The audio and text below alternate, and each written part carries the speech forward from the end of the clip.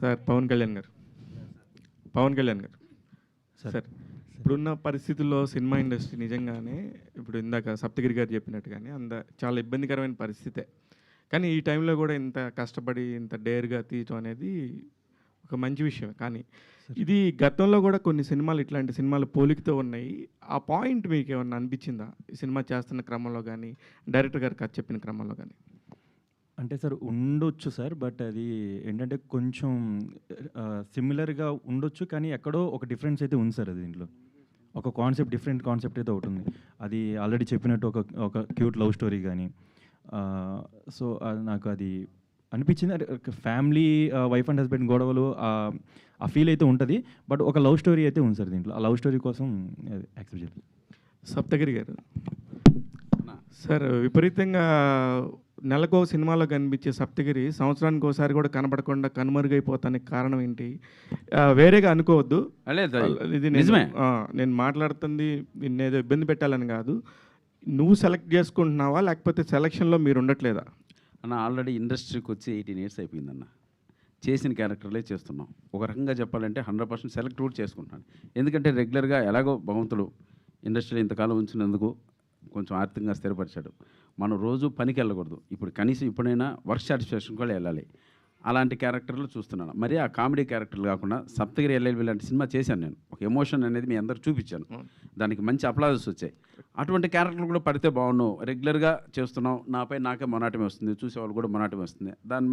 ఆ విషయంలో కొంచెం గ్యాప్ వస్తుంది.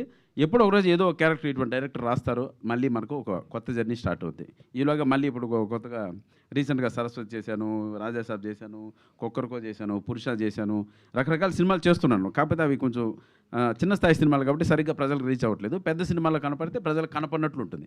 చిన్న సినిమాల్లో ఎక్కువ రీచ్ ఉండదు కాబట్టి సరిగ్గా ఉండదు. అదే బట్ మూవీస్ అయితే రెగ్యులర్గా చేస్తున్నాను. కానీ మీరు అంతకుముందు హీరోగా చేసి సింగిల్ సోలో హీరోగా చేయటం అనేది పెద్ద విషయం యాక్చువల్లీ. అలాంటి సినిమాలు చేసుకుని కూడా ఇప్పుడు ఇలాగ సినిమాలు చేసుకుంటున్నాను వర్క్ సాటిస్ఫాక్షన్ కోసం అనేది చెప్తున్నారు. మళ్ళీ సోలో హీరోగా చేసుకునే ఛాన్స్ ఇప్పుడే ఉంది మీకు. దేనికంటే 10 కోట్ల నుంచి ఒక 50 కోట్ల మధ్యలో ఉండే సినిమాలకి కొంచెం ఆదరణ తగ్గుతుంది. తీసే నిర్మాతలు కూడా కరువైపోయారు. మీలాంటి వాళ్ళకి ఇది ఒక మంచి స్పేస్ అనేది ఇందాకనే ఒక నిర్మాత మాట్లాడుతూ అన్నారు. అది ఎంతవరకు కరెక్ట్ అనుకుంటున్నారు? మీ పాయింట్లో మళ్ళీ సోలోగా చేసే అవకాశం ఉందా? అన్న, సోలోగా ఇప్పుడు చేస్తున్నానన్న. 3 సబ్జెక్టులు కూడా ఓకే చేసి పెట్టాను. ఈసారి తప్పకుండా గోల్ రీచ్ అవుతాను అనుకుంటున్నాను.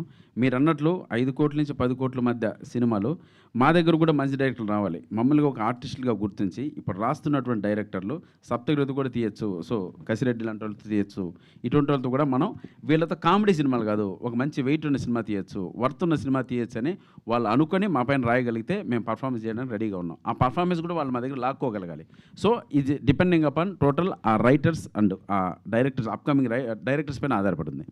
కానీ మీరు కొత్త నిర్మాతల కోసం మీ అందరూ కూడా షేర్ హోల్డర్స్ అయితే తీయగలరు. కానీ ఇలాగా తీసుకుంటా ఇప్పుడు నిజంగా మనం మాట్లాడితే పవన్ కళ్యాణ్ కొత్తవాడు, ఇతని మీద 10 కోట్ల రూపాయల మార్కెట్ ఎలా జరుగుతుంది, ఎంత కష్టం. దాని అందరికీ మీలాంటి ఒక రాజ్ కుమార్ లాంటి వాళ్ళు కానీ మీలాంటి కానీ మీరందరూ కూడా ఒక షేర్ హోల్డర్స్ లాగా ఉంటే మంచి సినిమాలు వస్తాయేమో, మీరందరూ కూడా అందులో కాంబినేషన్లో ఉంటే ఇంకా మంచి కథలు వస్తాయేమోనని నా అభిప్రాయం. అన్న, సీరియస్గా చెప్తున్నాను. బడ్జెట్ విషయంలో ఎవరిని కూడా ఎక్కడ కూడా ఎక్కువ అడిగింది ఏం లేదన్న. కంఫర్ట్ జోన్లోనే చేసాం. మేము ఒక రేట్ చెప్తారు, దానికి ఎప్పుడు స్టాండ్ అయింది లేదు.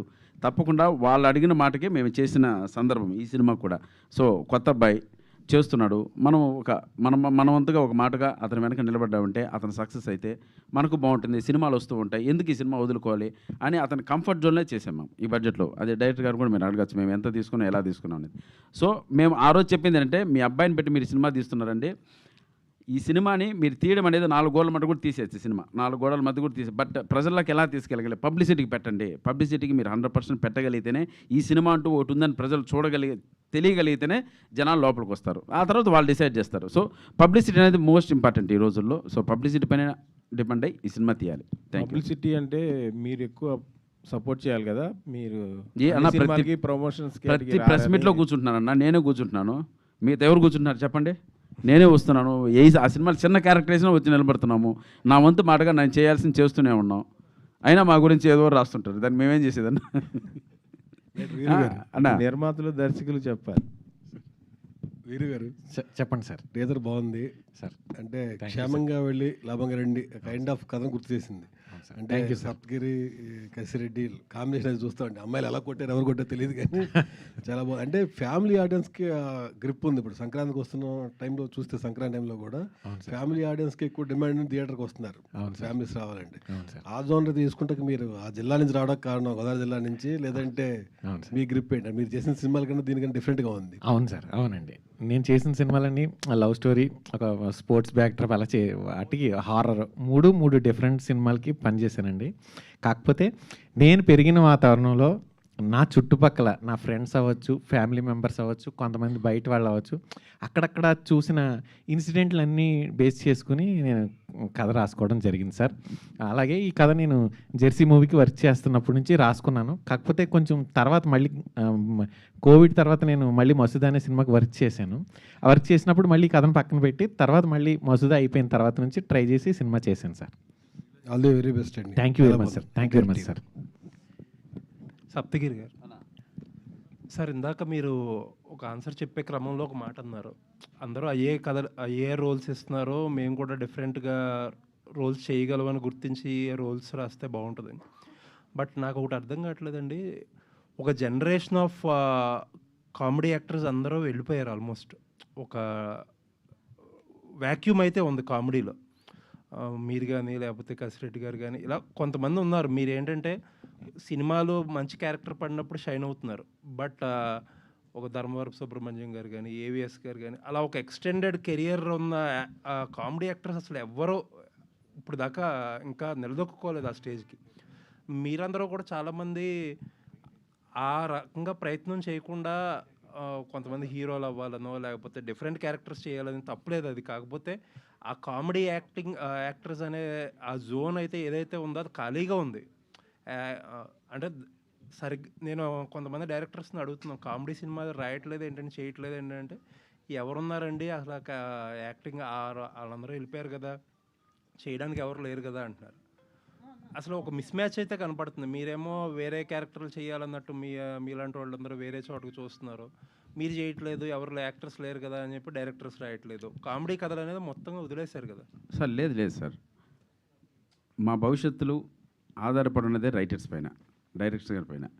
డైరెక్టర్స్ అనేవాళ్ళు తమ్ముడు నిన్ను ఈ జోనర్లో చూడాలనుకుంటున్నాం, మిమ్మల్ని ఇలా చూడాలనుకుంటున్నాం, దానికి ఏదన్నా మీరు ఆడిషన్ రాగలన్నా మేము సిద్ధం రావడానికి.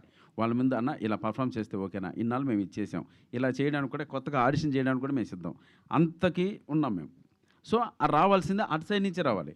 ఇటు సైడ్ నుంచి మేము చెప్తూనే ఉన్నాం. ఇప్పుడు సప్తగిరి అనే వ్యక్తి దెయ్యాల దగ్గర దెబ్బలు తిన్నాడు, కామెడీ చేశాడు, సినిమాలు మంచి విజువల్స్ వేయించుకున్నాడు, అన్నీ అయిపోయింది. అవన్నీ చేసి నాకే మొనాటమే వచ్చింది. నెక్స్ట్ ఒక క్యారెక్టర్ ఆర్టిస్ట్గా మారితే డెఫినెట్గా ఇది కూడా బాగా చేయగలడు, అలా చేయగలని నిరూపించుకునే సినిమానే సప్తగిరి ఎల్లెల్బై. మీరు సెకండ్ హాఫ్ ఎప్పుడైనా తిరిగిగా ఉన్నప్పుడు చూడండి, డెఫినెట్గా ఎమోషన్ చేయగలిగాం. సో ఆ ఎమోషన్ చేస్తూ కామెడీ చేస్తూ అలా ఒక క్యారెక్టర్ ఏదైనా మాకు రాగలిగితే, ఈ మెసేజ్ అందరు డైరెక్టర్కి వెళ్ళగలిగితే డెఫినెట్గా మమ్మల్ని కొత్తగా మేము ప్రజెంట్ చేసుకున్నట్టు అవుద్ది. ఇప్పుడు మీరు చెప్పిన సీనియర్ కమెడియన్స్, సీనియర్ హాస్యనటులు ఎవరైతే వాళ్ళందరూ ఉన్నారో వాళ్ళందరూ నిజంగా చాలా గొప్పగా చాలా కెరీర్ని చాలా ఎక్స్టెండెడ్ చేసుకుంటూ వచ్చారండి. సో వాళ్ళు ఇంకోటి ఏంటంటే, వాళ్ళు ఎన్ని సినిమాలు చేసినా మాకు బోర్ అనిపించలేదు. ధర్మవరపు సుబ్రహ్మణ్యం గారు కావచ్చు, బ్రహ్మానందం గారు కావచ్చు, వీళ్ళందరూ ఎన్ని సినిమాలు చేసినా బోర్ కాదు, అది వాళ్ళ అదృష్టం. సో మా దగ్గరకు వచ్చేసరికి మాత్రం చిన్న మొనాటమే వస్తుంది. సో దాన్ని మేము మార్చుకుంటేనే ఇక్కడ సస్టైన్ అవ్వగలం, లేకపోతే డెఫినెట్గా డోర్ క్లోజ్. అంటే డైరెక్టర్స్లోని రైటర్స్లోని ఒక కామెడీ సినిమా రాస్తేనో తీస్తేనో అదొక చిన్నతనంగా ఫీల్ అయ్యే కల్చర్ కనపడుతుంది ఇండస్ట్రీలో. అంటే యాక్షన్ సినిమా తీస్తేనే పెద్ద డైరెక్టర్ సార్. ఒక స్థాయి నటుల వరకు, ఒక స్థాయి డైరెక్టర్ల వరకు డెఫినెట్గా వాళ్ళు పై స్థాయిలో ఉన్నారు, పై స్థాయి మూవీస్లో యాక్షన్ మూవీస్ తీస్తున్నారు. ఇప్పుడు ఈ రీసెంట్గా వస్తున్న సరస్వతి కావచ్చు, కొక్కరొక్క కావచ్చు, పురుష కావచ్చు, నెక్స్ట్ వచ్చి ఓం శాంతి డిస్కో శాంతి కావచ్చు, ఇవన్నీ బిలో 10 crores మూవీసే. వీటన్నిటిలో కూడా కామెడీ పైన డిపెండ్ అయిన సినిమాలే. సో కంటెంట్ బాగుంటే మేము యాక్ట్ చేయడానికి సిద్ధం. ఇప్పుడు నన్ను ఈ సినిమాలో బ్రదర్ మీరు ఇన్నాళ్ళు ఇలా కనపడ్డారు, ఇలా కనపడకూడదు అని ఒక మీటర్లో చూపించారు. సో అది ఆయన అప్రిషియేషన్. ఏం బ్రదర్ మీరు చెప్పండి, మీ క్యారెక్టర్ తగ్గట్టు మేము చేసామా లేదా, రెగ్యులర్గా కనపడ్డానా? ఈ సినిమాలో అసలు సప్తగిరి అన్న నటించలేదండి. తిమోతి అనే క్యారెక్టర్ మాత్రమే కనిపిస్తుంది ఈ సినిమాలో. ఎందుకంటే అండి, నేను అసలు ఏదైనా ఎక్కడైనా ఒకసారి ఇలా మీటర్ దాటి వెళ్తుందంటే అన్నా దగ్గరికి వెళ్ళిపోయి దగ్గర పట్టుకోగానే తమ్ముడు ఇప్పుడు చూడు నువ్వు ఆశ్చర్యపోతావు అంటాడు, ఒకటే మాట. మళ్ళీ వెళ్ళిన తర్వాత నిజంగా నేను ఏదైతే అన్న చెప్పాడు కదంటే నేను సినిమా అంతా స్టోరీ బోర్డ్ చేసుకున్నాను సార్. యాక్షన్ సీన్ల దగ్గర నుంచి కామెడీ సీన్ల వరకు ఆ స్టోరీ బోర్డ్ చేసుకున్నది చేసినట్టు సినిమా చేశాను సార్. అన్న అలా చేశాడు సార్. Thank you. అప్పుడు డైరెక్టర్ గారు ఏ మీటర్లో అయితే రాసుకున్నారో ఆయన ఏ మీటర్లో ఉందో అదే పర్ఫార్మెన్స్ మా దగ్గర చేయించుకున్నాను. మేము అదే మీటర్ దాటినా మా దగ్గరకు వచ్చి అన్న అలా వద్దు, ఇలా మీరు చాలా సినిమాల్లో కనపడ్డారు, మాకు ఇలాగే కనపడాలని మమ్మల్ని నిజంగా ఒక రిస్ట్రిక్షన్ చేసి ఒక పర్ఫార్మెన్స్ తీసుకున్నారు. నిజంగా ఇలాంటి సక్సెస్ అయితే డెఫినెట్గా నెక్స్ట్ అటువంటి క్యారెక్టర్లో కనపడతాం. సో డైరెక్టర్లు అందరికీ సినిమా ఇండస్ట్రీ మొత్తానికి మేము రిక్వెస్ట్ చేసుకునేది ఏంటంటే కొంచెం డిఫరెంట్గా చూసి మమ్మల్ని కానీ అటువంటి ఎమోషన్ క్యారెక్టర్లు కానీ అటువంటి క్యారెక్టర్లు రాయగలిగితే డెఫినెట్గా మేము ప్రూవ్ చేసానికి సిద్ధంగా ఉన్నాం. Thank you. All the best. ఇంతకుముందు పురుష జాతి ఆనిముత్యంగా కనపడ్డారు, ఇప్పుడు ఈ పురుషాలు ఎలా కనపడుతుంది సార్? అన్న నిజంగా ఈ క్యారెక్టర్ అనేది మగజాతి ఆనిమత్యం 2.0. సో అంటే మగజాతి అని నేను ఒక్కడనే కాదు, మా కసిరెడ్డి కావచ్చు, హీరో కావచ్చు, ముగ్గురు కూడా మగజాతి ఆనిమత్యం 2.0గా ఉంటుంది. కొన్ని సీన్స్ అయితే హిలేరియస్గా వర్కౌట్ అయ్యి. సో ఫైనల్గా హీరో గారు చెప్పినట్లు లవ్ స్టోరీ అనేది 100% మీ అందరికీ హృదయానికి హత్తుకునే విధంగా ఉంటుంది. చాటు చాటు అనే సాంగ్ చూశారు, ఇట్స్ ఎ బ్యూటిఫుల్ సాంగ్. ఈ సినిమాలో ఈ జనజీకి తప్పకుండా ఆ చాటు చాటు సాంగ్ అని వినండి. ఆ సాంగ్ డెఫినెట్గా మిమ్మల్ని అందరినీ ఒక ఫీల్ గురి చేస్తుంది. ఆ లవ్ స్టోరీ మెయిన్ అసెట్ అనుకుంటున్నా ఈ సినిమాకి. చూడాలి మరి May 22 సార్. రాయించ గారు, మీ ముగ్గురులో కోవై సరళ గారి క్యారెక్టర్ చేసింది ఎవరండి? అలాంటి క్యారెక్టర్ కోవై సరళ గారి లాగా అంత గుర్తుండిపోయింది ఎవరండి? డైరెక్టర్ రాగానే నా చిన్న డైరెక్టర్ రాగానే ఇంతవరకు కాలు ఎత్తగలను చెప్పారండి. ఆ అమ్మాయి ఎత్తింది కాబట్టి ఆ అమ్మాయి కోవై సరళ. సారీ. Very good.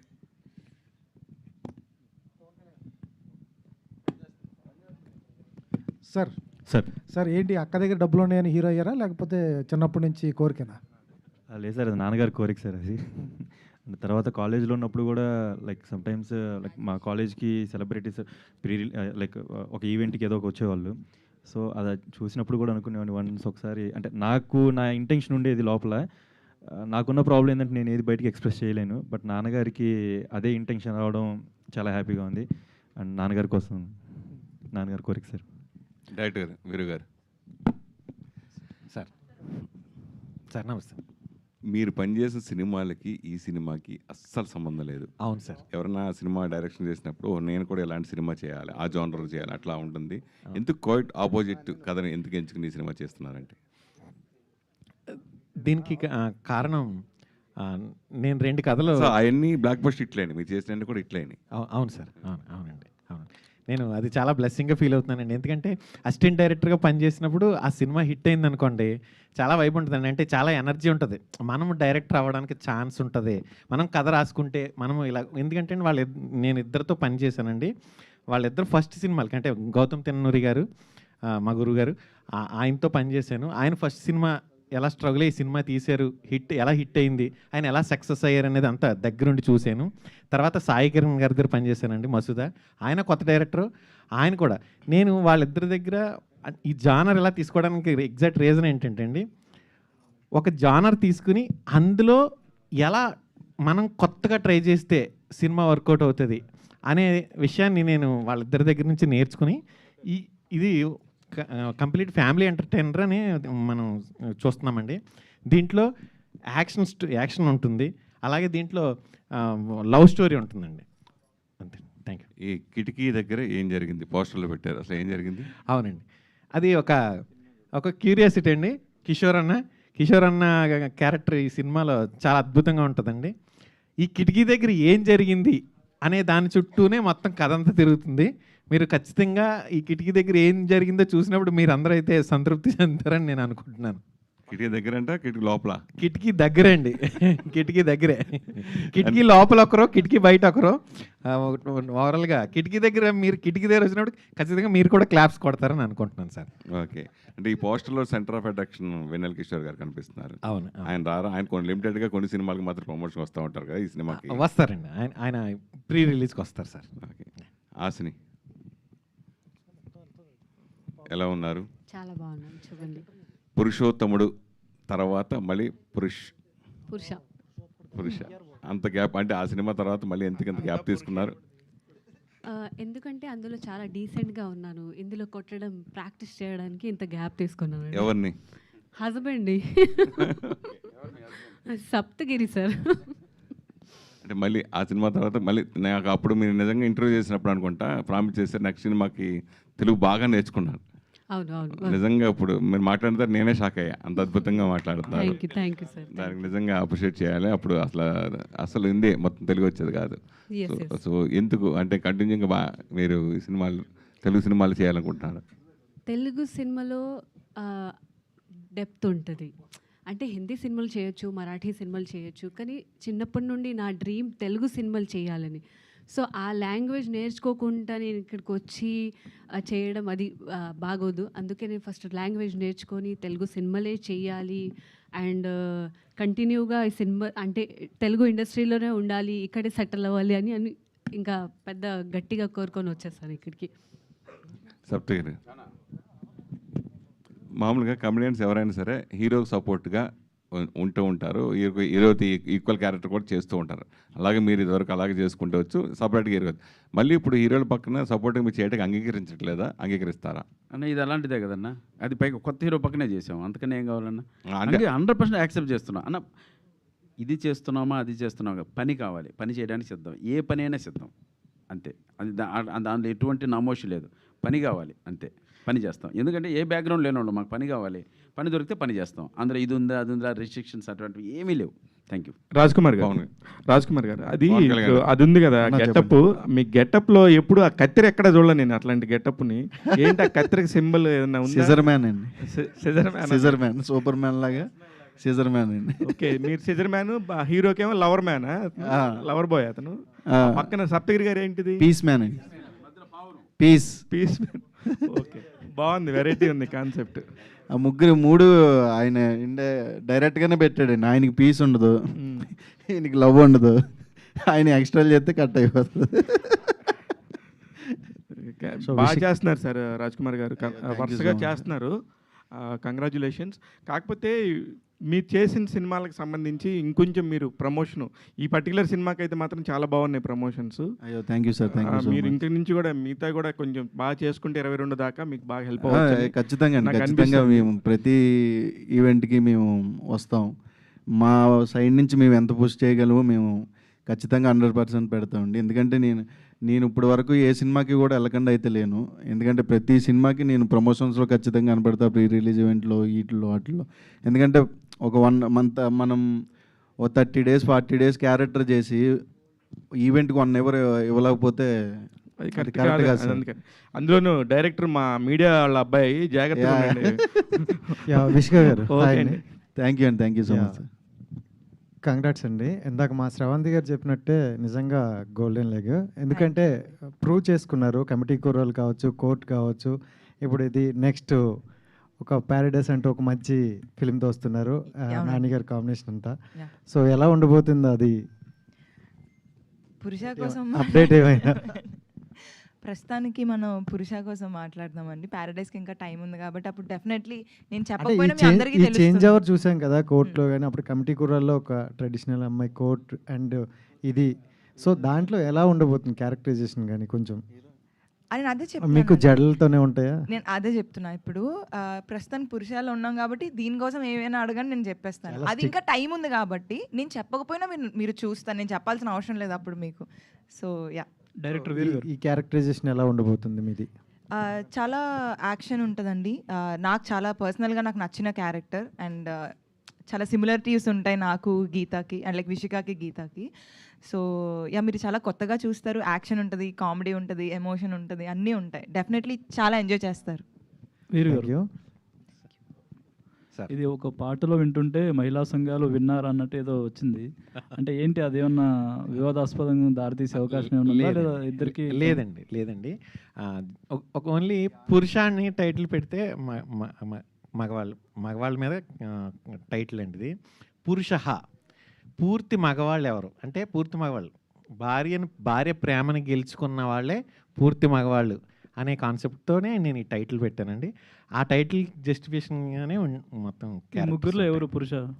ముగ్గురు పురుషాలండి. ఇక్కడ ఉన్న మీరందరూ కూడా పురుషాల అవ్వాలని నేను ఇది చూసిన తర్వాత దీంట్లోంచి కొన్ని చిన్న విషయాల్ని ఇది అవుతారని నేను అనుకుంటున్నాను. కసిరెడ్డి గారు, టీజర్ చూస్తే మీ క్యారెక్టర్ మాత్రమే దెబ్బలు తినేలాగా కనిపిస్తుంది. ఓకే, ఏంటి అసలు ఏమనాలి మరి అంటే లేదు అంటే నేను అంటే ఇక్కడ వరకు నాది చూపించారు మీకు ట్రైలర్లో. సినిమాలోకి వెళ్ళిన తర్వాత ప్రతి హస్బెండ్ ఇంట్లో 6 తర్వాత ఎలా ఉంటాడో అలాగే ఉంటుంది ప్రతి హస్బెండ్ పరిస్థితి కూడా. అంటే ఎలా అంటే మళ్ళీ ఇప్పుడు నీకు పెళ్ళి అయిందని అడుగుతారు, ఇంకా అవ్వలేదండి. బట్ పెళ్ళైన ఫ్రెండ్స్ చెప్తూ ఉంటారు, ఈరోజు బయటికి రారా అంటే కష్టం అయిపోయింది, ఆ ఫ్రీడమ్ పోయింది. మరి ఈ సినిమా చేసిన తర్వాత పెళ్లి చేసుకోవాలనిపించిందా లేదు? ఏదండి? ఈ సినిమా చేసిన తర్వాత ఈ క్యారెక్టర్ పెళ్లి చేసుకోవాలండి. పెళ్ళి అంటే నాకు అంత అవగాహన లేదు, బట్ పెళ్ళి అనేది అయితే ఖచ్చితంగా చేసుకోవాలి. ఎందుకంటే ఒక సర్టైన్ ఏజ్ వరకు పేరెంట్స్ నిన్ను కేర్ చేస్తారు. నువ్వు ఎంత అలా తిరిగినా నిన్ను చూసుకోవడానికి టైంకి ఇంటికి వస్తులోకి మదరు ఫాదరు ఎవరో ఒకరు ఉంటారు. ఒక సర్టైన్ ఏజ్ దాటిన తర్వాత వాళ్ళకు కూడా ఏజ్ అయిపోతుంది. ఆ తర్వాత వాళ్ళని వారు కేర్ చేసుకోవడానికే కొంచెం ఇబ్బంది పడుతూ ఉంటుంది. అప్పుడు మనం కేర్ చేయాలి. ఆ టైంలో మనల్ని కేర్ చేయడానికి ఖచ్చితంగా వైఫ్ అనే పర్సన్ అయితే కావాలి. ఇంకోటి ఏంటంటే చాలా సినిమాలతో మీరు యాక్టర్గా బాగా ప్రూవ్ చేసుకున్నారు. థ్యాంక్ ఇందాక సప్తగిరి గారు చెప్పినట్టు హీరోగా కూడా మీరు ఏమన్నా ట్రై చేసే ఛాన్స్ ఉందా? ఏం లేదండి, అసలు నేను ఆర్టిస్ట్ అవుదాం అనుకుంటే రాలేదు, యాక్సిడెంటల్ యాక్టర్ అయ్యా. సో ఆ జోన్లో నేను ఒకవేళ సినిమా ఎలా తీసుకెళ్తే అలా వెళ్ళడానికి రెడీగా ఉన్నాను. బట్ ఇంకా అది తర్వాత అంతా. Wish all the best. Thank you so Raj Kumar అంటే ఎవ్రీ మూవీ కూడా మీరు కొత్తదాన్ని చూపించుకుంటూ వస్తున్నారు. అండ్ ఇందులో కూడా ఆయన చెప్పింది ఏంటంటే 3 words ఉంటే ఒక వర్డ్ స్కిప్ చేసి మాట్లాడాలి అన్నారు. సో అది నిజంగా టాస్క్ అనమాట. సో నాకు ఈజీ అయిపోయింది. నేను ఎప్పుడైనా ప్రీ రిలీజ్ ఈవెంట్లు వీటిల్లో మాట్లాడుతూ ఉంటే ఏదో మాట్లాడదామని ఎక్కితే ఏదేదో మాట్లాడుతూ ఉంటాను. నేను తర్వాత ఇంటికి వెళ్ళాక చూసుకుంటా, ఏదో జరుగుతూ ఉంటుంది. అది అక్కడి వరకే వేస్తారు. అంటే ఈ లోపు ఎవరో జోక్ వేస్తే అక్కడ ఆగిపోతా. నిజంగా అమ్మాయితో చేసేటప్పుడు అంటే ఎవరో వెనకాల జోకేస్తారు, అక్కడికే వస్తుంది. ఏంటి నేను ఇది మాట్లాడానా, పూర్తిగా చెప్పలేదు. ఓకే, అమ్మాయితో యాక్ట్ చేసేది ఎప్పుడైనా చెప్పాలి కదా.